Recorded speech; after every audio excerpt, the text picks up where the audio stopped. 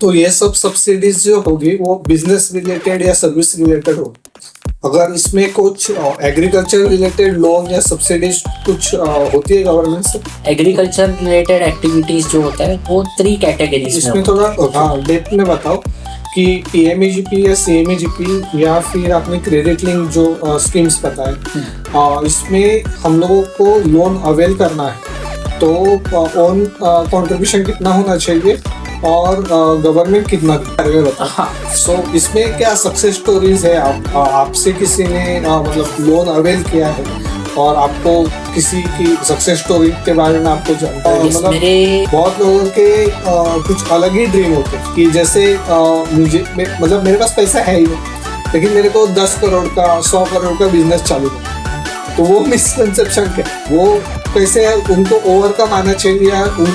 उनको सजेस्ट करो कि मतलब ये सब वैसा नहीं होता, आपको आपके एलिजिबिलिटी के हिसाब से आपको loan. We are talking about food process. Okay, आपने बिस्किट बनाया, गेहूँ लिया या और कोई मल्टीग्रेन्स आपने लिया, उसको आपने बेक किया, उसका प्रोसेसिंग किया और उसको बिस्किट बनाया। ओके, तो वो फूड प्रोसेसिंग हो गया। तो इसमें होना चाहिए कि processing, cleaning, sorting, grading, processing and आज हम गवर्नमेंट के स्कीम्स और लोन के बारे में बात करने हैं और उसके बारे में बात करने के लिए हमारे साथ विक्रम है जो कि गवर्नमेंट स्कीम्स और लोन के रिगार्डिंग काम करते हैं। तो विक्रम, गवर्नमेंट के कौन कौन से स्कीम्स है, कितने स्कीम्स है और वो आम आदमी को कैसे फायदेमंद हो सकते हैं उसके बारे में जरा जानकारी। नमस्ते, मुझे यहाँ पे बुलाने के लिए। जैसे कि आपने अभी बोला कि देयर आर 2 प्रकार के स्कीम्स होते हैं। एक सेंट्रल गवर्नमेंट स्पॉन्सर्ड स्कीम्स होते हैं और एक स्टेट गवर्नमेंट स्पॉन्सर्ड स्कीम्स होते हैं। और जैसे कि नाम ही बता देते हैं कि जो सेंट्रल स्पॉन्सर्ड स्कीम्स होते हैं वो सेंट्रल गवर्नमेंट रन करते हैं और स्टेट गवर्नमेंट स्पॉन्सर्ड स्कीम्स होते हैं वो पर्टिकुलर स्टेट गवर्नमेंट चलाती है। एंड ये स्कीम्स से वेरी होते हैं। जो सेंट्रल गवर्नमेंट स्कीम्स होते हैं वो ऑल ओवर इंडिया में उनके गाइडलाइंसेस वगैरह सेम होते हैं। एंड जो स्टेट गवर्नमेंट होते हैं उसके गाइडलाइंसेस वही स्टेट के लिए लिमिटेड होते हैं और उसी के रेसिडेंट के लिए बेनिफिशियरी रह सकते हैं उसमें। और अलग उसमें और डीप में जाएंगे तो सब्सिडीज जो होता है या ग्रांट्स होता है, ये अलग अलग टाइप्स में मिलते हैं। Okay. एक आता है सोशल कैटेगरीज लोगों के लिए। फॉर एग्जांपल एक पर्टिकुलर सोशल के कैटेगरी को उनको मिलता है। फॉर एग्जांपल ओबीसी को, Okay. या कोई स्पेसिफिक ट्राइबल एरिया होगा या ट्राइबल कम्युनिटी होगा, उनके लिए अलग से एक सब्सिडी होता है। वो अभी के पॉपुलर लैंग्वेज में हम बोलने जाएंगे तो फ्री भी बोलते हैं। Okay. कि लेडीज लोगों को बस फ्री कर दिया, या लाड़की बहन योजना जो सबसे ये आयुष्मान भारत हो गया, जो मेडिकल फैसिलिटीज कुछ वर्गों के लिए फ्री होता है या कुछ हद तक उनको कम इंश्योरेंस के जैसे, हेल्थ क्लेम के जैसे मिलता है, ये हो गया। दूसरा एक होता है जो बिजनेस रिलेटेड सब्सिडीज होता है, जिसे मोस्टली क्रेडिट लिंक सब्सिडी कहा जाता है। Okay. तो ये credit link subsidy totally bank loan के अगेंस्ट आपको सब्सिडी मिलता है। कोई स्कीम्स में आपको लो इंटरेस्ट रेट में लोन दिया जाता है या कोई स्कीम में सब इंटरेस्ट सब इंटरवेंशन मिलता है। अब इंटरेस्ट सब इंटरवेंशन ये होता है कि उसमें बैंक जो आपको समझो कि 10% पे आपको लोन दे रही है, 10% rate of income per annum में। तो गवर्नमेंट 10% में 3% या 4% गवर्नमेंट उसमें आपको रिफंड करती है। मतलब वो सब इंटरवेंशन करती है। Okay. तो गवर्नमेंट का मतलब तो उसमें हो गया कि एक बिजनेसमैन को उसका फायदा हो गया। बिजनेसमैन हो या फार्मर, इंटरेस्ट कम हो जाता है। इंटरेस्ट कम हो जाता है। और कुछ दूसरा होता है कि क्रेडिट लिंक सब्सिडी, जैसे कि मैं बोलता हूँ कि आप लोन ले लीजिए और उस लोन का 100 एंड 100 अमाउंट में से इतना % हम देंगे। मतलब जो भी आपने इन्वेस्ट किया है, टोटल जो भी आपका कॉस्ट है बिजनेस स्टार्ट करने के लिए, वो हम आगे और डिटेल में समझेंगे। तो इसमें जो भी कॉस्ट होगा उसका कुछ परसेंटेज, जैसे कि नॉर्मल 15%, 15%, कहीं कहीं होता है 80% तक भी सब्सिडी मिल जाता है। तो ये एक बिजनेसमैन को उसका बिजनेस सेटअप करने के लिए और उसे थोड़ा सा डेवलप करने के लिए उसे बहुत हेल्प होता है उसमें। एंड ये काफी ज्यादा हेल्प होता है अगर वो राइट वे में यूज करता है तो। सो अभी मुझे ये समझाओ कि आयुष्मान भारत योजना, पीएमईजीपी या सीएमईजीपी या फिर मतलब और भी गवर्नमेंट स्कीम्स है, तो मुझे इनमें कितने गवर्नमेंट स्कीम है और कौन कौन सी स्कीम अपने दूसरे स्कीम से अलग है, तो उसमें डिफरेंशिएट और स्कीम के बारे में जरा बताइए। ओके, अभी आपने जैसे 3 नाम लिए, आयुष्मान भारत, पीएमईजीपी एंड सीएमईजीपी। हाँ। अभी आयुष्मान भारत ये ऑल ओवर इंडिया में चलता है। ओके। और आयुष्मान भारत मेडिकल सपोर्ट देता है, मतलब फ्री में इलाज हो रहा है ओके। कहीं, वो गवर्नमेंट से हो गया। ओके। ये जैसे कि मैंने आपको बोला सोशल कैटेगरी के लिए हो गया। ओके, तो वो अलग हो गया। मतलब किस किस को मिल सकता है वो आयुष्मान? ये मोस्टली जो जिनका लो इनकम कैटेगरी है, सीनियर सिटीजन्स है, अच्छा, उन लोगों के लिए स्कीम है। हाँ, मतलब इसमें वो प्रमाण दिखाना पड़ता है कि लो इनकम है करके। यस, वो गवर्नमेंट जब भी आप उनके पोर्टल पे अपलोड एप्लीकेशन करेंगे तो वो उनसे आपका इनकम का डिक्लेरेशन, इनकम प्रूफ मांगेंगे। ओके। अब इनकम सर्टिफिकेट इशू करता है गवर्नमेंट। ओके। तहसील ऑफिस में आपको मिल जाता है कि इनकम सर्टिफिकेट मिलता है। ओके। या आप जो भी आईटीआर फाइल करते हो उसके बेसिस पे आपका ये होता है। और सबसे अच्छा है कि वो रेशन कार्ड होता है, ऑरेंज रेशन कार्ड हो गया, ये कलर्स डिनोट करता है, उसके बेसिस पे उनको वो आयुष्मान कार्ड उनको अलॉट होता है। ओके। बट हम उस पे ज्यादा फोकस तो नहीं कर रहे, बिकॉज वो एक ही पार्ट हो गया। Yes. तो एक सोशल कैटेगरी के लिए हो गया, बट हम कंसंट्रेट कर रहे हैं बिजनेसमैन के पर्सपेक्टिव से। तो उसके लिए आपने जो बोला पीएमईजीपी एंड सीएमईजीपी, हाँ। ये स्कीम लगभग सेम है। ओके। सिर्फ इसमें फर्क ये है कि पीएमईजीपी नाम बताता है prime minister employment generation programme, तो प्राइम मिनिस्टर ने चालू किया हुआ है, जो सेंट्रल गवर्नमेंट का है। तो वो ऑल ओवर इंडिया में उसके सेम कैटेगरी से, मतलब सेम नॉर्म्स एंड रेगुलेशन से, ओके। उसके जो स्टैंडर्ड ऑपरेटिंग प्रोसीजर से, उसके जो जनरल रेगुलेशन से, ये ऑल ओवर इंडिया में सेम है। ओके। और जो सीएमईजीपी है, ये चीफ मिनिस्टर एम्प्लॉयमेंट प्रोग्राम है जो महाराष्ट्र गवर्नमेंट ने स्टार्ट किया है। ओके। और ये सिर्फ महाराष्ट्र के रेसिडेंस वालों के तक ही सीमित है ये स्कीम सीएमईजीपी। ओके।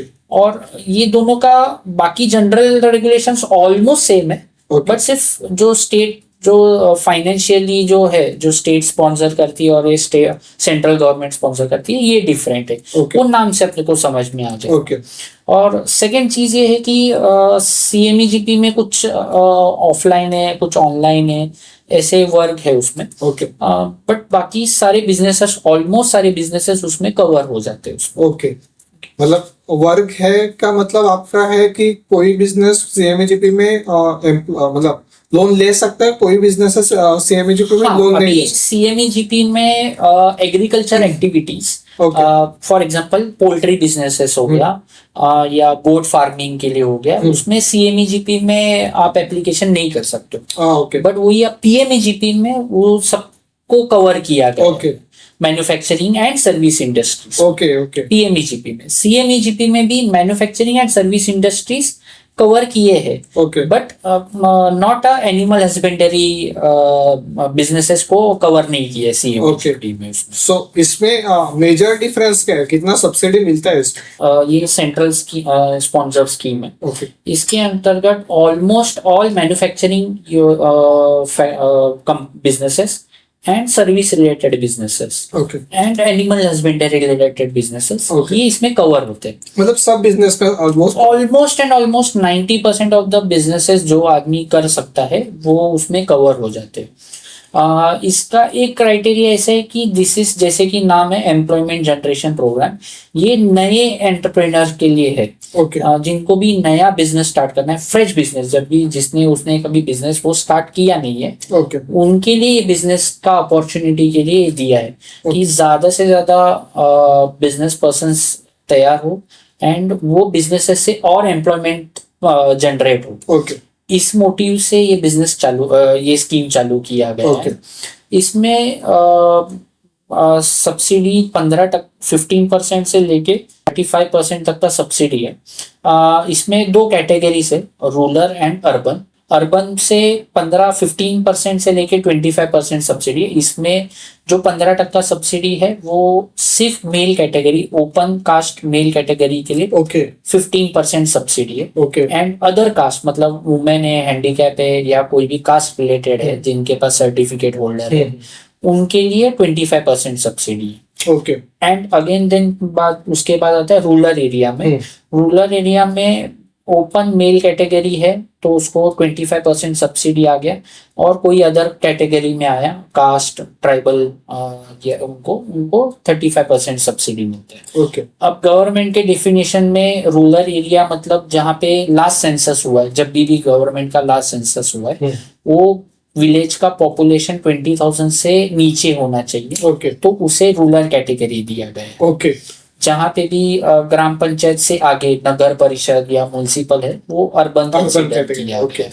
तो ये जो एसओपी है ये जनरली ऑल स्कीम्स में ये मार्क है ओके कि अगर कहीं पे भी मैं बोलूँ कि रूरल में है तो ये कैटेगरी उसमें आता है कि 20,000 पॉपुलेशन कम से नीचे होना चाहिए तो वो रूरल। रूरल आगे जब भी मैं इसमें कन्वर्ट बोलूँ तो रूरल एरिया या वे, तो I mean to say that उस विलेज का पर्टिकुलर विलेज का पॉपुलेशन 20,000 से नीचे है। और दूसरा एक स्कीम है CMEGP। CMEGP is a Maharashtra state government sponsor scheme. इस नाम से ही पता चलता है, chief minister employment generation programme. इसमें सब्सिडीज सब कुछ सेम है, ऑलमोस्ट ऑल बिजनेसेस इसमें इंक्लूडेड है एक्सेप्ट एनिमल हस्बेंडरी। ओके और जो भी महाराष्ट्र में रह रहे मोर देन 5 years वो इस में एप्लीकेबल है। ओके एंड और एक है, दोनों स्कीम में एक जनरल कैटेगरी एजुकेशन का एक लिमिट है कि वो मिनिमम 8th पास होना चाहिए। ओके 8th के अबव उसका एजुकेशन होना चाहिए, 8th एंड 8th के अबव उसका एजुकेशन होना चाहिए।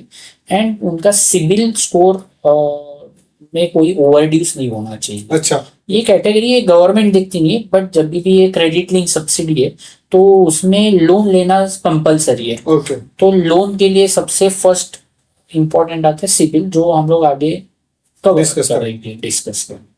ओके सो अभी जैसे आपने आयुष्मान भारत बताया, वैसे स्टार्टअप इंडिया और ग्रांट्स है, तो ये स्टार्टअप इंडिया ग्रांट्स ये बाकी स्कीम से डिफरेंस कैसे? हाँ, स्टार्टअप इंडिया जैसे कि कोई क्रेडिट लिंक सब्सिडी नहीं है, इट्स ग्रांट जैसा हो गया। ग्रांट भी एक बता रहा हूँ कि startup India is based on merit basis. मतलब किसी ने नया इनोवेशन किया या रिसर्च एंड डेवलपमेंट करना है उनके बिजनेस रिलेटेड, फॉर एग्जांपल कोई ईवी में उनको नया कुछ ट्राई करना है या रोबोटिक्स में किसी को कुछ नया आया है। एंड अभी सबसे बूमिंग है AI हो गया, रॉकेट साइंस, रॉकेट इंजीनियरिंग हो गया। इन सब में कोई नया ब्रेक डाउन करना है या उसे ब्रेक डाउन करने में फंड्स की कमी है तो उसमें स्टार्टअप इंडिया हेल्प करता है।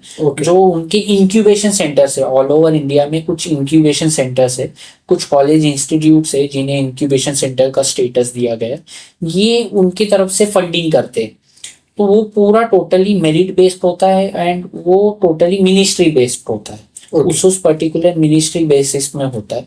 किसी को बायोटेक्नोलॉजी में इंटरेस्ट है तो क्या कोई ब्रेक थ्रू होगा या कोई थीसिस पास हो गया होगा या कोई पेटेंट है उनके पास में, तो उसका कोई एप्लीकेशन है, मिलिट्री एप्लीकेशन होगा या रॉकेट अपने इसरो के लिए एप्लीकेशन एप्लीकेबल होगा, तो वो स्पेशली उनके इंक्यूबेशन उनको स्पॉन्सर्स कर सकते हैं। एंड कुछ ऐसे जैसे कि फूड रिलेटेड कोई ब्रेक तो किया है ऑर्गेनिक्स में या डायबिटीज फ्रेंडली कोई फूड निकाला है जो किसी ने भी स्टार्ट नहीं किया हो इंडिया में, या that trend is in foreign only and वो इंडिया में फर्स्ट टाइम वो लेकर आया है।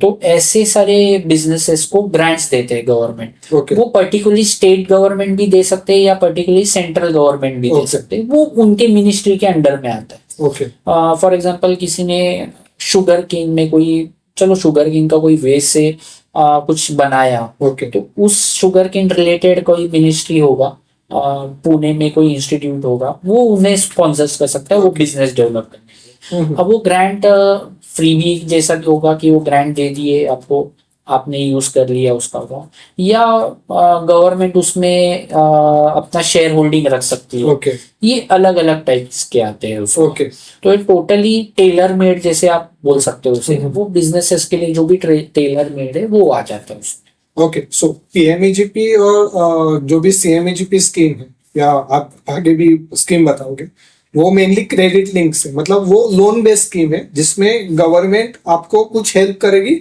सब्सिडी के थ्रू जब आप लोन लोगे, या इंटरेस्ट में कुछ आप हेल्प करोगे। यस।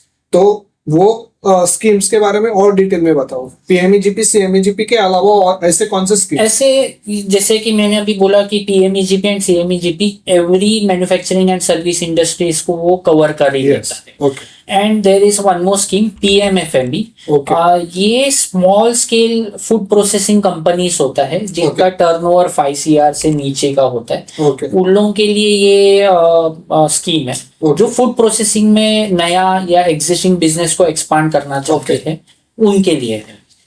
इसमें आपका जो फूड प्रोसेसिंग के लिए जो जो रिक्वायरमेंट्स होता है, इक्विपमेंट्स लाना, फैक्ट्री बिल्डअप करना, वर्किंग कैपिटल हो गया, तो इन सब के लिए गवर्नमेंट आपको बैंक आपको लोन देगी एंड उसमें आपको 35% subsidy, okay maximum subsidy amount 10 lakhs है। Okay whichever is the less you will be getting that। Okay. मतलब इसमें आप अमाउंट के हिसाब से एक्सप्लेन करना। हाँ, आप इसमें 1 CR तक का प्रोजेक्ट डाल सकते हैं। ओके तो 1 CR में 35% subsidy goes to 35 lakhs, but Okay. Capping 10 lakhs है तो आपको सिर्फ 10 lakhs की सब्सिडी Okay, मिलेगा। ये इसमें आप इंडिविजुअल प्रोपरेटर हो सकता है, पार्टनरशिप फॉर्म डाल सकते हैं, प्राइवेट लिमिटेड कंपनी डाल सकते हैं। ओके तो इन ये सारे एप्लीकेंट एप्लीकेबल है ये इस स्कीम के अंडर में। ओके और इसी स्कीम में और एक है जो लार्ज स्केल चालू करना चाहते हैं, Okay. बट इसमें NGOs, farmer producing company, state owned agencies होते हैं, हाँ। जैसे कि नाफेड, नाबार्ड, ये सब स्टेट ओन्ड एजेंसीज होते हैं। ये जब भी इनको कोई बिजनेस सेटअप करना होता है तो उसके लिए होता है। ये CIF है, कॉमन इंफ्रास्ट्रक्चर फैसिलिटीज। ओके इसमें आप एक से ज्यादा प्रोडक्ट बनाते हो, कोई भी फार्मर प्रोड्यूसिंग कंपनी है FPC, ओके जो इसमें फार्मर्स मिलके एक कंपनी स्टार्ट करते हैं, ओके तो उनको उनके लिए ये स्कीम बहुत बेनिफिशियल है। एक से ज्यादा वो प्रोडक्ट अगर बनाते हैं तो वो अप टू 5 CR तक का प्रोजेक्ट डाल सकते हैं एंड उनको मैक्सिमम सब्सिडी 3 CR तक है, 3 करोड़ तक का सब्सिडी। 35% सब्सिडी है अप टू 3 CR तक। Okay okay. सो इसमें कोई रेस्टोरेंट या बेकरी है तो ये नहीं, कर ये सकते? फूड प्रोसेसिंग के लिए, मतलब आप फूड प्रोसेसिंग का मतलब ये होता है कि गवर्नमेंट के डेफिनेशन में कि आप कोई भी प्रोडक्ट का फेस चेंज कर रहे हो, उसका टाइप चेंज कर रहे हो। Okay. फॉर एग्जांपल एक राइस है, जो हस्क्ड राइस है, मतलब जो मिल करके आया हुआ है जो हम खाते, उसका आपने पाउडर बनाया, ओके पाउडर बनाने के बाद उसको पैकिंग कर दिया, ओके तो वो फूड प्रोसेसिंग हो गया। ओके। बल्कि आप बना के दे रहे हो वो सर्विस हो गया। अच्छा ओके, तो we are talking about food processing. Okay आपने बिस्किट बनाया, गेहूं लिया या और कोई मल्टीग्रेन्स आपने लिया, उसको आपने बेक किया, उसको उसका प्रोसेसिंग किया और उसको बिस्किट बनाया, ओके तो वो फूड प्रोसेसिंग हो गया। तो इसमें होना चाहिए कि processing, cleaning, sorting, grading, processing and then packing. Okay. So bakery भी आ सकता है ना? यस, बेकरी आ सकता है, बट बेकरी आउटलेट के लिए नहीं है। हाँ। आप बेकरी बना रहे हो, पैकिंग कर रहे हो और आप सेल कर रहे हो। और इसमें आप ऐसा नहीं कि मेक टू ऑर्डर करोगे।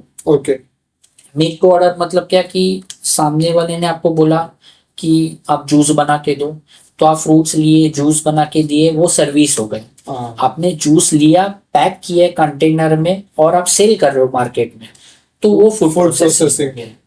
और आपने अगर जूस बना के दे रहे, जैसे कि जूस आउटलेट्स होते हैं, ओके वो सिर्फ उनका सर्विस कर रहे, वो सर्विस इंडस्ट्री हो गया, कैफे चला रहे। ओके जैसे ये गवर्नमेंट का डेफिनेशन। ओके तो जब भी हम बात कर रहे हैं फूड प्रोसेसिंग का, तो there should be cleaning, grading, sorting, processing and then packaging. Okay उसमें पैकेजिंग में लेबलिंग होना चाहिए, FSI से लाइसेंस होना कंपलसरी है, ये सब होना जरूरी है। ओके प्रॉपर नॉर्म्स स्टेट के या जो भी सेंट्रल गवर्नमेंट के नॉर्म्स है वो आपको पूरे फुलफिल करने पड़ेंगे उसमें। ओके। सो इसमें अभी जैसे आपने बताया कि ये सारे स्कीम्स है, तो ये सब स्कीम ऑनलाइन है या ऑफलाइन किसी को लेना है तो वो कैसे वर्कआउट कर सकते हैं? Majority of the sub scheme 99% of the schemes जो भी Okay. है वो सारे ऑनलाइन है। ओके आप ऑनलाइन एप्लीकेशन कीजिए, आपको सब कुछ ऑनलाइन ही है, आपके डॉक्यूमेंट्स भी आप ऑनलाइन अपलोड कर अगर दीजिए। ऑनलाइन में कुछ प्रॉब्लम आते हैं तो आपसे कांटेक्ट कर सकते हो? Yes yes yes, I will definitely help them. Okay तो हम जरूर हेल्प करेंगे उनकी, उसके लिए ओके प्रॉपर गाइडेंस के लिए भी। और जब भी आप ऑनलाइन करेंगे तो उसके ट्रैकिंग के लिए भी आपको एप्लीकेशन नंबर्स आते, और वो मिनिस्ट्री में वो डिपार्टमेंट के ऑफिसेस में, डिस्ट्रिक्ट ऑफिसेस में आप विजिट करके आप इनका इंफॉर्मेशन भी ले सकते हैं। अच्छा ओके तो ये होता है, बट उसमें आपको पूरा गाइडलाइंस पता होना चाहिए हाँ कि आप क्या तरीके से कर रहे हो और इसके बाद क्या होने वाला है, इसके पूरे नॉलेज आपको होना चाहिए। अभी प्रॉब्लम वही है, स्कीम तो बहुत सारे हैं लेकिन किसी को पता नहीं है कि कौन सी स्कीम किसके लिए एप्लीकेबल है। यस, एक्चुअली बहुत डीपली गवर्नमेंट ने तो बताया है Okay. कि जो रेगुलेशंस जो पब्लिक डोमेन में अवेलेबल होते हैं वो बहुत ब्रीफ होता है। अच्छा वो इतना ब्रीफ होता है कि लेमैन वो पढ़ नहीं पाता है। अच्छा एंड कुछ डेफिनेशंस, जैसे कि मैंने आपको बोला रूलर, कि उनके रीजन में उनके इसमें लिखा है कि रूरल कैटेगरी को इतने सो एंड सो सब्सिडी है, बट हमें पता नहीं है, एक लेमैन को पता ही नहीं है कि रूरल क्या कैटेगरी में बैठ रहा है। बराबर अब मेरे हिसाब से तो मैं रूरल में रह रहा हूँ, ऐसा मुझे लगता होगा, बट जरूरी नहीं कि वो गवर्नमेंट के डेफिनेशन में भी वो रूरल ही हो या अर्बन हो, ऐसा। बराबर। सो कौन से कैटेगरी में आप अप्लाई कर रहे हो वो भी ये हमें पता होना चाहिए, और आप जो इंफॉर्मेशन दे रहे हो वो राइट होना चाहिए गवर्नमेंट के लिए भी। बराबर and that goes to transparency, government के साइड से 100% है कि आप क्या एप्लीकेशन कर रहे हो, किधर किसका प्रोसेस किसके अंडर में है, ये सारी डिटेल्स पोर्टल पे अवेलेबल होते हैं आप जब भी एप्लीकेशन करते हो। ओके बट आपको वो पता होना चाहिए कि आपने वो सही भरा है, एज पर नॉर्म्स आपने भरा हुआ है। तो जीआर, कोई भी नॉर्मल स्कीम का जीआर होता है वो मिनिमम 20-50 पेजेस का जीआर होता है। ओके एक नॉर्मल आदमी वो पूरा पढ़ नहीं पाता है उसको। ओके तो वो एक ड्रॉबैक है कि बहुत सारी चीजें उसमें मिस आउट हो जाते हैं, या कॉमन मैन उसे समझ नहीं पाता है उसमें। ओके तो इसका एडवांटेज वो ले नहीं पाता है पूरा। एंड एट द एंड क्या होता है कि फिर वो बोलता है कि फाइल घूमता रह रहा है, कि ड्रॉप्स आउट, इधर वो बिजनेस करना छोड़ देते हैं या सब्सिडी लेके बिना सब्सिडी के वो बिजनेस स्टार्ट कर देते हैं। ओके सो आपके हिसाब से कौन सा स्कीम मतलब आम लोगों के लिए सही है? मतलब कौन सा, अगर मैं चाहूँ कि मुझे नॉर्मल, अभी आम लोग बिजनेस करेंगे तो जो सबको पता है वही करेंगे, कोई इनोवेशन तो करने वाला है। सो उसमें जैसे किसी को रेस्टोरेंट चालू करना है या किसी को कैफे डालना है या किसी को नॉर्मल मतलब फूड प्रोसेसिंग यूनिट भी डालना है छोटा सा, सो उसमें आप कौन सा मतलब इजी टू गेट ऐसा कौन सा स्कीम? ठीक है, सारे स्कीम्स बहुत अच्छे हैं। सारे स्कीम्स वो कैटेगरी को बेनिफिशियल मिले इसके लिए ही बनाया जाता है। अब पीएमईजीपी है वो एम्प्लॉयमेंट बढ़ाने के लिए किया है, इसके लिए वो ऑलमोस्ट ऑल बिजनेसेस को कवर कर ही देता है। एंड वो इजी टू एक्सेसिबल है, एंड ऑलमोस्ट हर गवर्नमेंट एम्प्लॉय को वो पता है PMEGP schemes. And even bankers को भी आजकल वो पता ही अवेयरनेस है पीएमईजीपी स्कीम्स के। इसके अलावा भी स्पेसिफिकली फूड प्रोसेसिंग का, जैसे कि मैंने आपको बताया, वो जिन्हें फूड प्रोसेसिंग करना है वो कैटेगरी में आते हैं तो वो कैटेगरी का वो स्कीम में ले सकते हैं। या कोई एग्रीकल्चर रिलेटेड एक्टिविटी कर रहा है आफ्टर पोस्ट हार्वेस्टिंग में, फॉर एग्जांपल गोडाउन्स बना रहा है या कोल्ड स्टोरेज या पैक हाउस बना रहा है, तो उनके लिए भी अलग से सब्सिडी है जो पीएमईजीपी में कवर नहीं होता हो। पोस्ट हार्वेस्टिंग सब्सिडीज होता है जो नाबार्ड स्पॉन्सर्स होता है। इसमें आप गोडाउन सेटअप कीजिए, मेट्रिक टन्स का आप गोडाउन सेटअप कर सकते हो, तो उसमें आपको 35%, 25% से लेके 25% तक का सब्सिडी है उसमें। 25% से लेके 35% का सब्सिडी है कैटेगरी वाइज। ये रूरल एरिया के लिए सिर्फ, नॉट ऑन अर्बन एरिया। और अर्बन एरिया में गोडाउन्स के लिए परमिशन मिलता भी नहीं है, और उनके टाउन प्लान में बैठता नहीं है, तो मोस्टली ये रूरल एरिया में जाता है। And second is agriculture infrastructure funds है। ओके तो जैसे कि पोस्ट हार्वेस्टिंग एक्टिविटीज होता है उसमें गवर्नमेंट सब इंटरवेंशन देती है। ओके ये आप कोई भी स्कीम के साथ जोड़ सकते हो। ओके फॉर एग्जांपल अभी मैंने फूड प्रोसेसिंग इंडस्ट्री में मैंने नया बिजनेस स्टार्ट किया। ओके फॉर एग्जांपल मैंने मसाला मिल यूनिट डाला है। ओके मिक्स मसाला बनाता हूँ मैं, रॉ मटेरियल टर्मरिक लेके आता हूँ, उसका ग्राइंडिंग सॉर्टिंग वगैरह करके मैंने टर्मरिक पाउडर बना दिया। उसमें मैं तो PMFME का 35% सब्सिडी ले सकता हूँ और साथ ही साथ 3% सब इंटरवेंशन ले सकता हूँ मैं। ओके AIF का ऐसा है कि एग्रीकल्चर इंफ्रास्ट्रक्चर अभी फंड। सब इंटरवेंशन वो कैसे करता है? सब इंटरवेंशन आपको ऑनलाइन पोर्टल में उसके लिए एप्लीकेशन डालना होता है। ओके जब वो आपका एप्लीकेशन अप्रूव होता है ओके तो एप्लीकेशन अप्रूव होने के बाद वो एक लेटर ऑफ इंटेंट पहले होता था, अभी वो ऑनलाइन हो गया, ओके पर वो लेटर ऑफ इंटेंट बैंक को चला जाता है। ओके मतलब बैंक के पोर्टल पे उनके MIS लॉगिन पे वो दिखता है आपका नाम कि ये आपका ये बैंक को फॉरवर्ड हो चुका है करके। एप्लीकेशन करते हो आपको वो जो बैंक आपको जो लोन सर्विस करने वाले उनका ऑलरेडी IFSC कोड आपको डाल के रखना होगा। ओके तो जब भी उनके पास जाएगा तो वो उनका लोन का प्रोसेस करेंगे okay according to the guidelineses of agriculture infrastructure funds. Okay अब उनके गाइडलाइंसेस में ऐसा है कि 9% से ज्यादा rate of interest per annum आप नहीं दे सकते। ओके तो 9% रेट ऑफ इंटरेस्ट में मुझे तो मिल गया लोन। अब उसमें भी 3% इंटरेस्ट सब इंटरवेंशन मिलता है ओके कि मैं जब भी EMI सर्विस करूंगा क्वार्टरली पर मंथ, जब भी मैं EMI करूंगा तो एवरी क्वार्टरली बैंक रिपोर्ट करेगी कि इन्होंने इतना मंथ का EMI भरा है, ओके इतना इतना EMI उन्होंने भरा है, वो रिपोर्टिंग करते हैं। ओके तो गवर्नमेंट हमें वो 3% कैलकुलेट करके हमारे अकाउंट में वो पैसा डाल देती है। ओके सो वो ओवरऑल वो 9% का इंटरेस्ट मुझे 6% में गिरा है। ओके ओके सो वो कैसा होता है, रिफंड आता है या ऑलरेडी माइनस करके? नहीं, वो हमारे रिफंड आता है, बैंक को रिफंड जाता है, बैंक वो प्रिंसिपल अमाउंट में कट कर देती है। ओके ओके अब वो बैंक के ऊपर है, वो बैंक कैसा करती है, वो आपको पैसा दे या बैंक उसे रखे, वो बैंक टू बैंक का वो उनका पॉलिसी है ओके वैसा। ओके सो अभी ऐसा बहुत लोगों के साथ होता है कि कोई गवर्नमेंट स्कीम उनको पता चले, वो बैंक में जाते डायरेक्ट और बैंक में कहते हैं कि ये चीज में मुझे सब्सिडी चाहिए, लेकिन बैंक को भी नहीं पता होता कि ये सब्सिडी ऐसे काम करती है।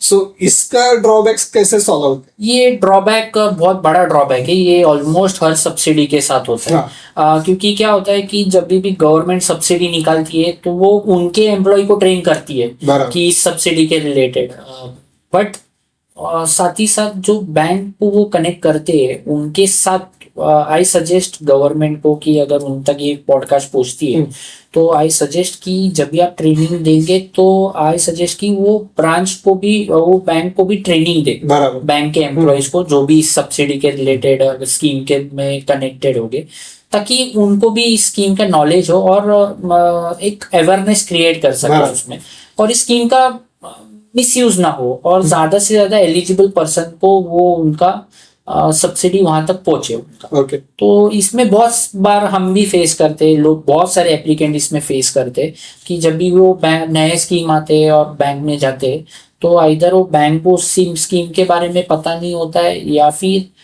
बैंकर को कुछ अलग पॉइंट ऑफ व्यू होता है और एप्लीकेंट का अलग पॉइंट ऑफ व्यू होता है।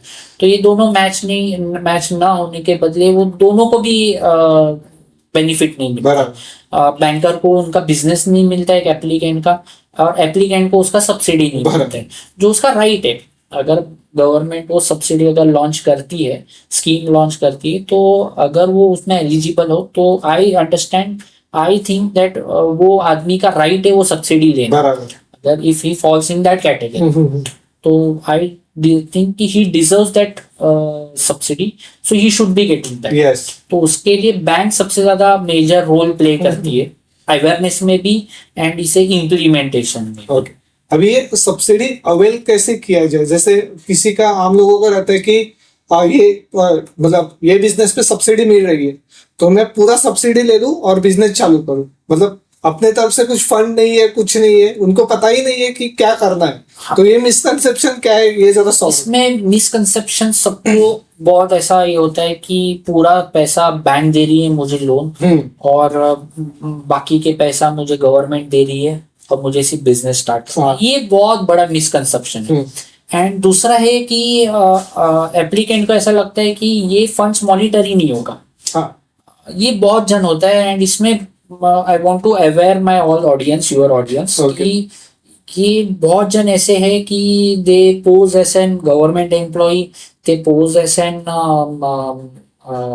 Agents Okay. एंड मिनिस्टर्स के, ये वो सब ऐसे फेक लोग घूमते Okay. एंड वो बोलते हैं कि नहीं आपके अकाउंट में पैसा आ जाएगा, आपके अकाउंट में सब्सिडी आ जाएगा, बैंक आपको लोन देगी, फिर आप भरो मत भरो, बैंक आपको उसमें कोई नहीं देखेगा। ये मिसकंसेप्शन फैलते हैं और इसमें कभी फंसना भी नहीं चाहिए। Okay. क्योंकि not all the gold glitters are gold, so इसमें फंसना भी नहीं चाहिए। इसमें गवर्नमेंट का नुकसान नहीं होगा, वो एप्लीकेंट का नुकसान होगा बेचारे का। तो इसमें सबसे ज्यादा मिसकंसेप्शन ये है कि मुझे कोई पैसा नहीं देना पड़ता है। ये रॉन्ग है। आप कोई भी बिजनेस स्टार्ट करो, उसमें गवर्नमेंट अगर सब स्पॉन्सर्स करती है तो आपको मिनिमम 5% से लेके 25% तक का आपको ओन कंट्रीब्यूशन करना जरूरी है। Okay. ओन कंट्रीब्यूशन मतलब आपका पैसा उसमें लगना ही है। Okay. बिकॉज गवर्नमेंट सोचती है कि सब पैसा अगर हम देंगे तो आदमी आलसी हो जाएगा, एंटरप्रेन्योर आलसी लेजी हो जाएगा एंड वो उसे बिजनेस पे ध्यान नहीं देगा। बराबर. अनलेस एंड अनटिल खुद का पैसा जब तक जोड़ेगा नहीं, वो सीड मनी बोलते हैं। बराबर. और there are some state government में ऐसा है कि सीड कैपिटल भी देते हैं Okay. लोन के तरफ से। Okay. कि बैंक अगर मेरे पास सीड कैपिटल भी नहीं है इन्वेस्ट करने के लिए, तो गवर्नमेंट वो कम इंटरेस्ट में आपको पैसा भी देती है, Okay. बट उसका इंटरेस्ट चार्ज करती है। Okay. तो बट आपको कहीं ना कहीं आपको जेब से आपको भरना ही है। Okay. तो ओन कंट्रीब्यूशन एक पार्ट होता है। एंड अभी फॉर एग्जांपल पीएमईजीपी का हम लोग एक टॉपिक लेते हैं। पीएमईजीपी में 5% से लेके 10% तक का ओन कंट्रीब्यूशन है related two categories urban and rural areas में। तो आपने समझो कि 5% आपका ओन कंट्रीब्यूशन आता है एलिजिबिलिटी क्राइटेरिया के हिसाब से, तो बैंक 95% लोन देगी आप Okay. आपके पूरे प्रोजेक्ट कॉस्ट में। अब प्रोजेक्ट कॉस्ट जब भी मैं आपको बोल रहा हूँ, उसमें दो टाइप के कॉस्ट आते हैं, एक्सपेंडिचर्स आते हैं। एक होता है कैपिटल एक्सपेंडिचर, जो फिक्स्ड मतलब वन टाइम इन्वेस्टमेंट होता है, वन टाइम परचेस होता है। फॉर एग्जाम्पल मशीनरीज हो गए, इंफ्रास्ट्रक्चर हो गया, बिल्डिंग सेटअप करने के लिए प्लांट एंड मशीनरीज बेसिकली ये होता है। और दूसरा पार्ट कंपोनेंट होता है वर्किंग कैपिटल, जो डे टू डे एक्सपेंसेस होता है, staff salary, electricity bill, rent पे करना है, रॉ मटेरियल्स बाई करना है, इनका जो एक्सपेंसेस होता है वो वर्किंग कैपिटल में आता है। Working capital every day, every month या एवरी ईयर आ सकता है। But capital expenditure once in time आता है, 5 years 10 years का वो इन्वेस्टमेंट होता है। एक मशीनरी लाया तो 5 years 10 years तो चलता ही, तो वो कैपिटल एक्सपेंडिचर। तो ये पूरे कंपोनेंट में आपको 5% डालना है। 95% बैंक लोन दे रही है, अभी आप बोलोगे तो 35% तो गवर्नमेंट दे रही है, वो कहाँ गए? तो वो जब होता है, गवर्नमेंट इनिशियली पेमेंट रिलीज करती है बैंक को, अब बैंक उसे उनके अकाउंट में रखती है just like an FD, but उसका कोई इंटरेस्ट एप्लीकेंट को या गवर्नमेंट को नहीं जाता है। वो बैंक अपने पास रखती है ताकि ये जो एंटरप्रेन्योर बिजनेस एप्लीकेंट ने बिजनेस स्टार्ट किया है वो कम से कम 3 साल तक तो चलाए। नहीं तो क्या होगा कि सब्सिडी आ गया, सब आ गया, बिजनेस बंद कर चले जाओ। ऐसा होता है। इसमें क्या इकोनॉमिकली बैकवर्ड हिट हो जाएगा। तो बैंक उसे 3 years तक अपने पास सेव करके रखती है एंड आफ्टर 3 years वो आपको उसका बेनिफिट लेने के लिए देती है। तो आपके लोन अमाउंट में कम हो, प्रिंसिपल अमाउंट में कम हो जाएगा। वो इस तरीके से होता है। ये इसके लिए क्रेडिट लिंक सब्सिडी होता है कि आपने लोन लिया है, इसके अगेंस्ट में आपको मिलता है। बट ओवरऑल बेनिफिट इसका बहुत है। आप अगर कैलकुलेट करेंगे तो आपने प्रिंसिपल अमाउंट जितना बैंक से लिया है, आप उससे भी कम अमाउंट भी आप पे कर रहे हो आप उसमें। बराबर। तो अभी इसमें ना मतलब बहुत लोगों के कुछ अलग ही ड्रीम होते हैं कि जैसे मुझे मतलब मेरे पास पैसा है ही नहीं, लेकिन मेरे को 10 करोड़ का 100 करोड़ का बिजनेस चालू करना। तो वो मिसकंसेप्शन क्या है, वो कैसे उनको ओवरकम आना चाहिए, या उनको सजेस्ट करो कि मतलब ये सब वैसा नहीं होता, आपको आपके एलिजिबिलिटी के हिसाब से आपको लोन मिलेगा। देखो गवर्नमेंट ये बहुत अच्छी टॉपिक है। मतलब हम हंस रहे और इवन गवर्नमेंट एम्प्लॉयज भी जब ये सुनते हैं ऐसा कोई आता है तो वो सब हंसते हैं उसको। हंसना नहीं चाहिए, बट इट्स ऐसा बोलता है फाइनेंशियल लिटरेसी। देखो कहीं पे भी ऐसा आप समझो मत कि गवर्नमेंट अगर स्कीम दे रही है तो उसके पीछे कुछ कैच नहीं है। Catch in sense not in a bad way, अच्छा ही होता है, बट वो सिंपल नहीं होता है। एक बिजनेस स्टार्ट करना it's not a easy task. आपको बहुत सारे स्ट्रगल करने पड़ते हैं फिजिकली, मेंटली एंड फाइनेंशियली। मतलब फैमिली को मनाओ। इंडिया में फॉर एग्जांपल इंडिया में एक बिजनेस करना है तो family is very important. Family को मनाओ कि मैं बिजनेस स्टार्ट कर रहा हूँ ये, और उसके बीच में आप अगर ऐसा सोच रहे हो कि नहीं मुझे, मैंने जैसे बोला कि कोई इन्वेस्टमेंट नहीं करना है, मैं 10 करोड़ का बिजनेस डालूंगा, 50 करोड़ का बिजनेस डालूंगा, ये सब ड्रीम है ये। देखनी अच्छी बात है कि मैं 10 करोड़ का बिजनेस डालूं, बट वो 10 करोड़ तक पहुंचने के लिए आपको पहले स्टार्ट करने के लिए 1 लाख 2 लाख से ही बिजनेस स्टार्ट करता है। आप कोई भी सक्सेस स्टोरी देख लो, कोई भी बड़े कंपनी आज के तारीख में देख लो, उनका जब स्टार्ट हुआ है it was in a very small scale, and उसमें मेजोरिटी ऑफ द जन ने तो उनके खुद के पैसे ही डाले हुए हैं। मतलब घर से लोन लिया है, इससे लोन लिया है, वाइफ से लोन लिया है, फ्रेंड से लोन लेके किया है, या खुद के पैसे सेविंग्स से किया। बट यू आर लकी कि हम 2014 के बाद से ये उम्मीद कर सकते हैं कि गवर्नमेंट आपको सब्सिडी दे रहा है। It's a big thing. मतलब कोई भी आप आज के तारीख में, मैं खुद एक्सपीरियंस किया कि मैं कभी बिजनेस करने जाऊँ तो आई डोंट थिंक कि मेरे घर वाले सपोर्टिव है, दे भी देंगे, बट आप ऐसा सोचो कि बिना मांगे आपको कोई भी लाख रुपए 3 लाख रुपए आपको सब्सिडी दे रहा है या आपको पैसा दे रहा है, वो गवर्नमेंट के अलावा कोई नहीं कर सकता। तो इसका मतलब ये नहीं कि वो गैर यूज करे उसका, बट इसमें मिसकंसेप्शन ये है कि सब्सिडी पूरा टोटली मॉनिटर्ड होता है। ये मिसकंसेप्शन है कि मैं बैंक में एक प्रपोजल डालूंगा कि मेरे को ये बिजनेस स्टार्ट करना है, बैंक मुझे पैसा देगी, फिर कौन देखने आने वाला है।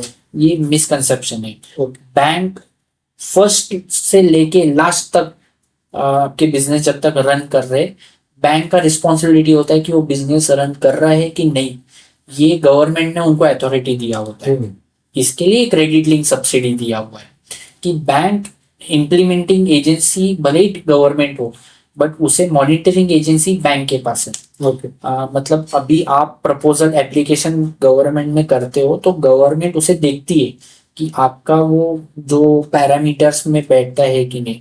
फिर ऑन लिटरली फील्ड में बैंक मैनेजर आपके इधर वेरिफिकेशन के लिए आएगा कि हाँ आपके पास वो अवेलेबल इंफ्रास्ट्रक्चर है कि नहीं, वो अवेलेबल मार्केट है कि नहीं। टेक्निकल टर्म्स में कहूँ तो backward and forward linkages. Backward linkages मतलब आपके पास इंफ्रास्ट्रक्चर, आपके पास उस बिजनेस का नॉलेज या एक्सपीरियंस, प्रायर एक्सपीरियंस, या आपके पास कोई अपकमिंग ऑर्डर्स है, आपने कोई रिसर्च किया है इसके बदले, या आपने मार्केट में घूमे कि मैं आज ये बिजनेस स्टार्ट करूँ तो 2 महीने में मुझे इतने ऑर्डर्स आ जाएंगे। तो ये backward and forward linkages 2 type के होते हैं। तो ये लिंकेजेस बैंक देखती है और उसे वेरीफाई करती है कि ये सारे है कि नहीं करके। एंड इसके बाद आप जहां से भी मशीन ले रहे हो तो बैंक डायरेक्टली पेमेंट वो मशीन वाले वेंडर्स को करेंगे, बल्कि आपको नहीं। अच्छा। एंड उसके अगेंस्ट में वो जीएसटी इनवॉइस लेते हैं कि हाँ, एंड देन फिजिकल वेरिफिकेशन करते कि आपने ये मशीन जो लिया है वो मशीन इंस्टॉल हुआ है कि नहीं। एंड इनफैक्ट ये भी है कि हर एवरी ईयर बैंक का मैनेजर विजिट करता है। आपको उसका ऑडिट स्टेटमेंट देना पड़ता है, आपका वर्क स्टॉक स्टेटमेंट। आप जब वर्किंग कैपिटल सर्विस कर रहे हो तो आपने जितना स्टॉक, आपके पास इन हैंड स्टॉक क्या है, आपने कितना सेल्स किया है, वो आपको क्वार्टरली सबमिट भी करना पड़ता है। तो ये नॉर्म्स है। ये जैसे कि मैंने आपको बोला कि जनरल रेगुलेशंस जब गवर्नमेंट इशू करती है वो बहुत बड़ा यूज करती है। तो जब भी गवर्नमेंट जनरल रेगुलेशंस निकालती है तो नॉर्मल आदमी सिर्फ उसके की पॉइंट्स, हाईलाइटेड पॉइंट्स होता है वो देख के एप्लीकेशन करने बैठ जाता है। बट जब भी एसओपी उसका पढ़ोगे, उसका स्टैंडर्ड ऑपरेटिंग प्रोसीजर आपको समझ में आएगा, तब आपको समझ में आएगा कि एक्चुअल में आपको क्या क्या करना होता है करके। तो अभी मतलब यही है कि 100 करोड़ का किसी को बिजनेस डालना है तो उसको एलिजिबिलिटी क्राइटेरिया क्या होनी चाहिए?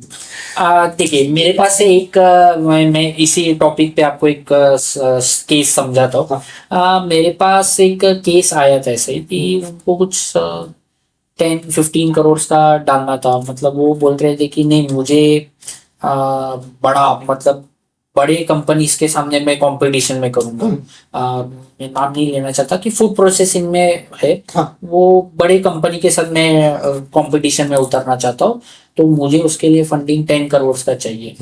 तो मैं बोला ठीक, अभी जब मुझे कोई ऑफर कर रहा था कि 10 करोड़ का मेरे को डालना है, तो आई थॉट ही सब गए कि उसके पास कुछ ना कुछ तो ओन कंट्रीब्यूशन हो गई। तो मैं बोला कि हाँ सर ठीक है, चलो हम लोग देखते हैं सर उसके लिए। तो मैंने उससे पूछा क्या क्या चाहिए, तो फर्स्ट टू लास्ट तक मतलब लैंड से लेके उसको वर्किंग कैपिटल तक का सबका उसने खर्चा 10 करोड़ का, मतलब इन ऑल 10 करोड़ में था। मैंने सर आप कितना इसमें इन्वेस्ट कर सकते हो? तो नहीं मैं कुछ इन्वेस्ट नहीं करूंगा इसमें।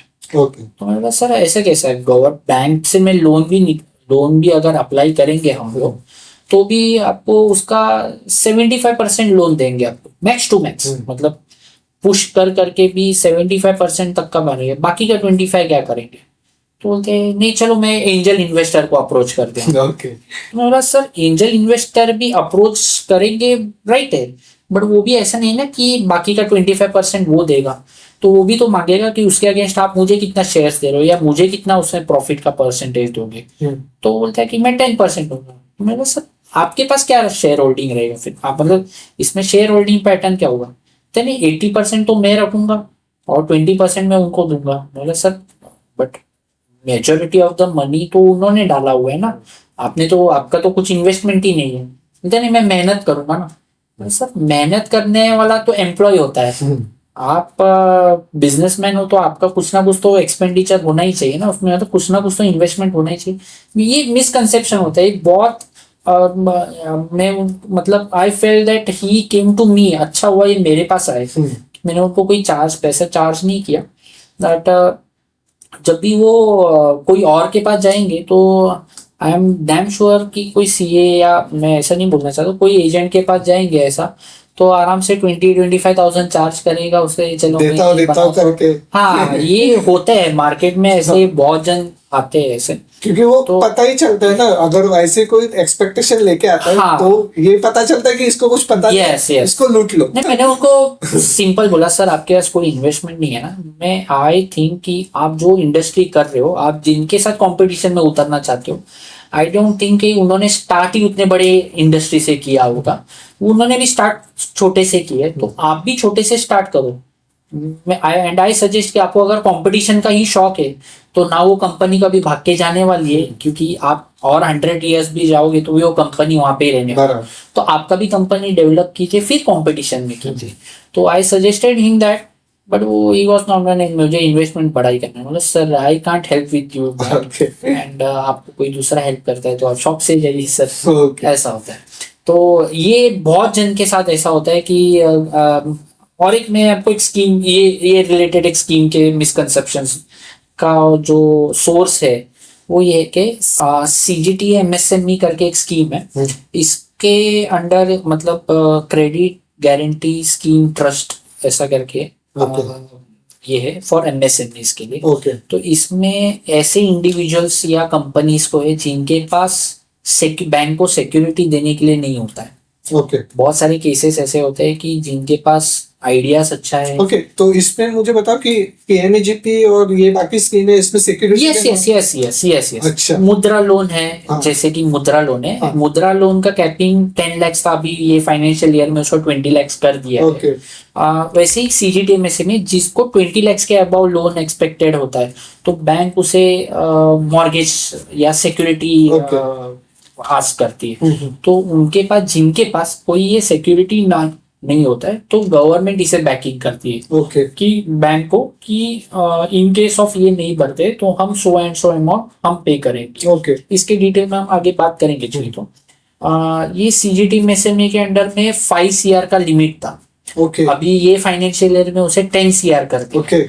तो मतलब आप 10 CR तक का अनसिक्योर्ड लोन ले सकते हो बैंक से with a minimum charge paying to the government लेकिन इसमें उसे आपको avail- एग्जिस्टिंग बिजनेस होना चाहिए। नहीं, ये फ्रेश बिजनेस के लिए भी एप्लीकेबल Okay. है।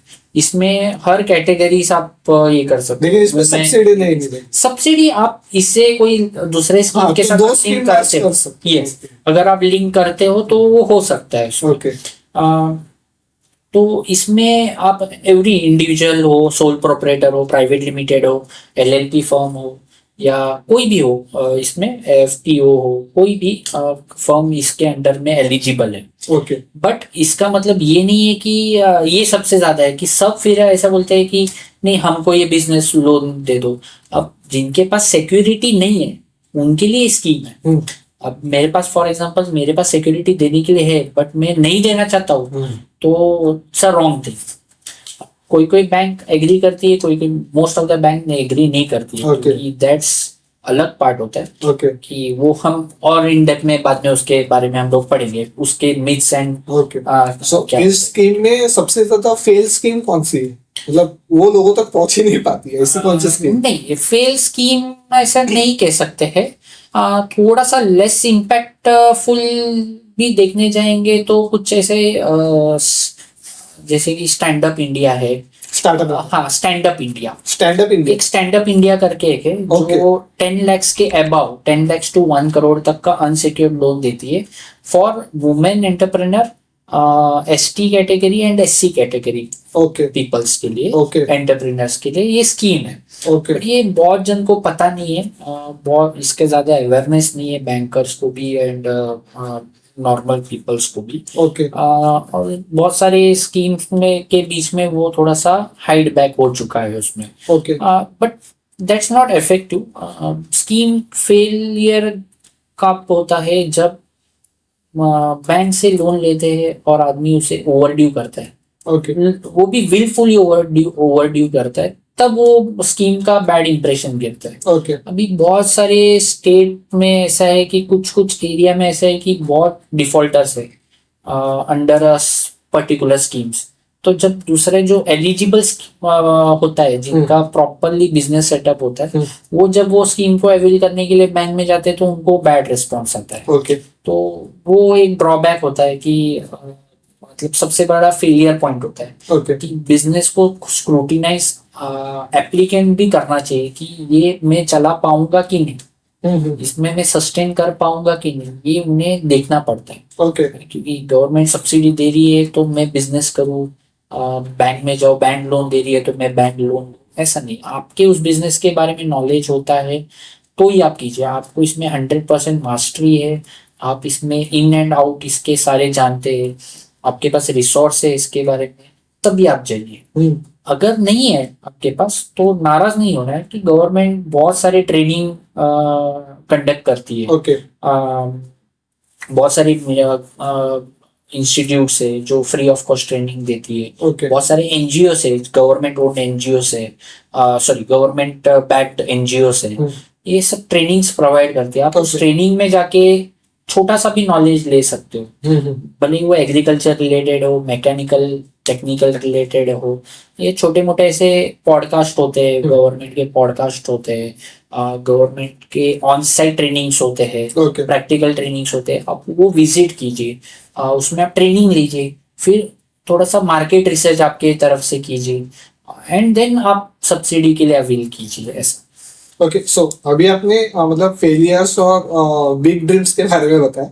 सो इसमें क्या सक्सेस स्टोरीज है? आपसे किसी ने मतलब लोन अवेल किया है और आपको किसी की सक्सेस स्टोरी के बारे में आपको जानकारी? यस, मेरे काफी सारे सक्सेस स्टोरीज है। एक एक्चुअली मैं लोगों को बताना चाहता हूँ कि I work as a district resource person okay in a scheme, PMFME scheme में, Okay. In Palghar district Maharashtra के। ओके तो इसमें पालघर बेसिकली थोड़ा सा बैकवर्ड रीजन में से एक आता है। It is not that backward, बहुत से जैसे नरिश्ड फ्लरिश्ड बिजनेस हब्स भी है।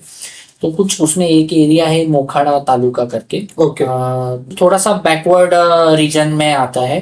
वहाँ पे हमने मोर देन 30 ट्राइबल पीपल्स को, इंडिविजुअल्स को हमने बिजनेस सेटअप के लिए हेल्प किया है। Okay more than 30 okay and overall पूरे पालघर में हम लोग ने 100+ एप्लीकेशंस हुए हैं। ओके तो it's a great achievement for that reason कि ओके हमने 30 से ज़्यादा आदिवासी से, जो आदिवासी ट्राइब के कम्युनिटीज़ के लोग हैं, जो एम्प्लॉयमेंट के लिए बाहर जाते थे, Mumbai, Vasai. If I want to say कि मोखाड़ा से Vasai is almost 75 kilometres distance. तो आई फील प्राउड दैट कि वो उतने 30 जन तो अभी उनको उधर वो साइड जाने की जरूरत ना होगी, वो उनके घर पे छोटा सा बिजनेस सेटअप करके वो उनका लाइवलीहुड कर सकते हैं। ओके एंड ये हो गया ट्राइबल एरिया का। एंड दूसरा एक है, हमारे एक एप्लीकेंट है, उन्होंने फ्रॉम स्क्रैच उन्होंने स्टार्ट किया था मायोनीज एंड सॉसेस बनाने का ओके बिजनेस। तो उनको हमारे गाइडेंस से उनको हमने बैंक लोन के लिए गाइडेंस किया, सब्सिडीज दिला दिया, and they did very well good. And now their products are getting exported to more than 7 countries, okay including Dubai, USA, Europe countries में। ऐसे 7 से ज्यादा कंट्रीज में उनका भी प्रोडक्ट एक्सपोर्ट होता है। Okay and recently they approach me again कि उनको एक नया बिजनेस, मतलब उसी बिजनेस को एक्सपांड करने का है, तो we are again giving them a subsidy also for that. Okay so अभी इसमें थोड़ा डेप्थ में बताओ कि पीएमएजीपी या सीएमएजीपी या फिर आपने क्रेडिट लिंक जो स्कीम्स बताए, इसमें हम लोगों को लोन अवेल करना है तो ओन कंट्रीब्यूशन कितना होना चाहिए और गवर्नमेंट कितना दे? हाँ, सब्सिडी स्कीम में नॉर्मली 5% से लेके 25% तक का आपका ओन कंट्रीब्यूशन होता है। एंड रिमेनिंग जो भी सब्सिडी होता है वो सॉरी, जो भी रिमेनिंग फंडिंग होता है वो बैंक लोन देता है उसका। फॉर एग्जांपल अभी आपका प्रोजेक्ट कॉस्ट 10 लाख का है, तो आप उसमें 25% मतलब 2,50,000 आपका ओन कंट्रीब्यूशन होगा, 7,50,000 बैंक लोन होगा। एंड ये पूरे टोटल कॉस्ट में 10 लाख में आपको अगर फॉर एग्जांपल एलिजिबिलिटी 35% का एलिजिबिलिटी है, तो 3,50,000 का बैंक गवर्नमेंट सब्सिडी बैंक को दे देती है। ओके तो जब भी आपका 3 इयर्स कंप्लीट होता है वो 3,50,000 वो आपको बेनिफिट में आप ले सकते हो उसके। या ऑटोमेटिक माइनस हो जाती या वो आपके प्रिंसिपल अमाउंट में माइनस हो जाता है। तो ये सब सब्सिडीज जो होगी वो बिजनेस रिलेटेड या सर्विस रिलेटेड होगी। अगर इसमें कुछ एग्रीकल्चर रिलेटेड लोन या सब्सिडीज कुछ होती है गवर्नमेंट से? एग्रीकल्चर रिलेटेड एक्टिविटीज जो होता है वो 3 कैटेगरीज में होता है। ओके एक होता है कि एनिमल हस्बेंडरी होता है, जहाँ पे आप गोट, काउ, बफेलो, शिप, चिकन्स, इन सब का आप फिश, इन सब का आप ब्रीडिंग करते हो, या मतलब आप उसे पालते हो, हस्बेंडरी करते हो, एंड देन उससे आप प्रोडक्ट्स करते हो। फॉर एग्जांपल अभी काउ है, काउ से आप मिल्क बनाए, मिल्क से आप मिल्क आप सेल कर सकते हो, ये एनिमल हस्बेंडरी में आए। ओके गोट हो गया, गोट से आप उसका मीट के लिए यूज कर सकते हो। पोल्ट्री हो गया, तो चिकन के लिए आप milk and egg, sorry, meat and egg के लिए आप यूज कर सकते हो उसका। फिशरीज हो गया, तो फिशरीज आर 2 टाइप्स ऑफ, अगर फिशरीज में भी 2 है। एक होता है जो इनलैंड फिशरीज होता है, जो पॉन्ड्स होता है, या बायोफ्लॉक करके नया टेक्नोलॉजी आया है, उसके अंडर में आप फिशरीज कर सकते हो, या आप बोट लेके सी साइड में, ओशन में आप उतर के प्रॉपर फिश पकड़ रहे हो। और ये हो गया। और दूसरा एक पार्ट आता है एग्रीकल्चर एक्टिविटी में, कि आप फार्मिंग कर रहे हो, मतलब आप कोई प्लांट, फ्रूट, फ्लावर, स्पाइसेस का, कोई फ्रूट्स का, इसमें आप झाड़ लगा रहे हो या प्रॉपर प्लांटिंग कर रहे हो, एग्रीकल्चर एक्टिविटी कर रहे हो, ये हो गया। एंड थर्ड आया पोस्ट हार्वेस्ट एक्टिविटीज। ओके कि आपने जो प्रोडक्ट, आपने जो एग्रीकल्चर गुड्स निकाले, प्रोड्यूस, तो उसका आप डायरेक्ट सेल करने से अच्छा है कि आप इसे स्टोरेज करो, इसके प्रोसेसिंग कर सकते हो। तो ये हुआ। फॉर एग्जांपल अभी एक मिल्क है, फार्मर ने गाय का दूध निकाला, तो उसमें से मिल्क वो सेल करेगा, तो हार्डली वो 40 रुपीज 50 रुपीज पर लीटर में वो सेल करेगा। बट वही उसने उसे स्टोर करके उसका वैल्यू एडेड सर्विसेज करे, वैल्यू एडेड प्रोडक्ट्स बनाए, फॉर एग्जांपल मिल्क का उसने पनीर बनाया या घी। कर्ड बनाया, घी बनाया, चीज बनाया, हम्म, तो उसे उसका प्राइस जो उसी मिल्क को जो 1 लीटर मिल्क को जो 30 या 50 रुपीज उसे मिलता था, that goes to 100 rupees to 120 rupees. So ये प्रोसेस होता है। तो ये हर एक सेक्टर के लिए गवर्नमेंट सब्सिडी देते हैं। एनिमल हस्बेंडरी के लिए आपको सेटअप करने के लिए आपको पूरे गवर्नमेंट सब्सिडीज आते हैं जो पीएमईजीपी में कवर होते हैं, और अलग अलग स्टेट गवर्नमेंट के स्कीम से, नाबार्ड के स्कीम से, और उसके अंडर में आप सेटअप कर सकते हो। Okay. And then comes to the farming activity के लिए। फार्मिंग एक्टिविटी के लिए आप ड्रोन्स ले सकते हो। अच्छा। आप हार्वेस्टिंग के लिए जो ऑटोमेटिक डीप इरिगेशन मशीन्स होते हैं, टेम्परेचर मॉनिटर मशीन्स होते हैं, जो सेंसर्स होते हैं, वो आप ले सकते हो। ट्रैक्टर ले सकते हो। Small Okay. स्केल के लिए आपको समझो कुआं भी खोदना है तो उसके लिए भी अच्छा। गवर्नमेंट सब्सिडी देती ओके। है। तो हर टाइप के सब्सिडीज है। एंड आफ्टर हार्वेस्टिंग के लिए, जैसे कि मैंने बोला, food processing comes in the after harvesting product okay. Activity. तो उसमें आपको जो भी वैल्यू एडेड सर्विसेज करना है तो उसके लिए भी सब्सिडीज है उसमें। ओके। तो उसके बाद आपको अगर गोडाउन सेटअप करना है, कोल्ड स्टोरेज सेटअप करना है, फॉर एग्जांपल कुछ फ्रूट्स है जिनको -1 डिग्री सेल्सियस में स्टोर कर सकते हैं, तो and there are some chilling plants, milk chilling plants होते हैं।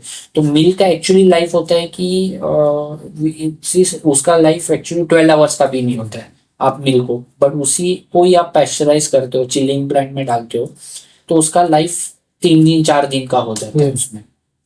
तो इसके लिए वो उसमें फार्मर को बेनिफिट होता है। अगर उसने एक चिलिंग प्लांट डाल दिया, उसका मिल्क का प्रोडक्शन है, तो चिलिंग प्लांट से वो ज्यादा टाइम तक उसे सेल कर सकता है अच्छे प्राइस में उसके।